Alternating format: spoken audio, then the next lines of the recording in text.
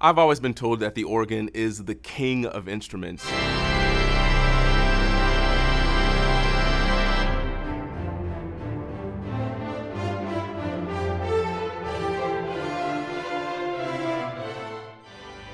The first time that I walked into the Paramount Theater, I learned about the history of this theater as a film theater and learned about the history of the iconic organ that resides and exists in the Paramount Theater. And immediately I wanted to program an organ concert, something that celebrates this organ. But I also wanted to find a way to bring my own background and my own experience. The concert opens with Clarissa Saad's Bahia and Blues. Clarissa's background in Brazilian music and Brazilian folk influences combined with the blues traditions of the Deep South and of America. I think it's a great way to open this concert and prepare the chaos that will ensue from having these two organs on stage. Growing up having played Hammond B3 organ and having that as a sound that was so familiar to me,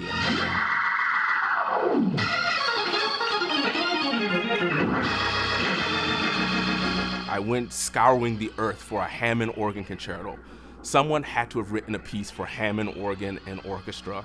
And I was so excited when I found out that Brian Neighbors had written a piece in 2020 for himself to perform as a Hammond organist. And so I'm so excited to be bringing this piece, an instrument that I love and a composer that I've grown to love, to Oakland and preparing these two organs, these two very different instruments that come from a very similar origin background together on a program. I don't think there's anything more Oakland than pairing a Hammond organ concerto with the Saint-Saëns organ symphony together.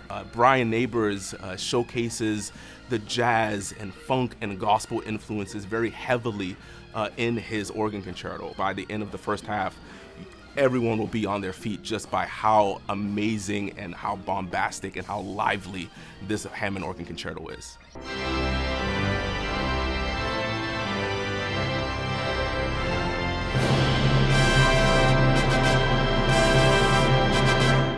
The Saint-Saëns Organ Symphony is an interesting work in that the organ doesn't show up until much later in the piece. First as a very quiet, prayerful melody, and it isn't until the end of the piece where you really get the full force of the pipe organ.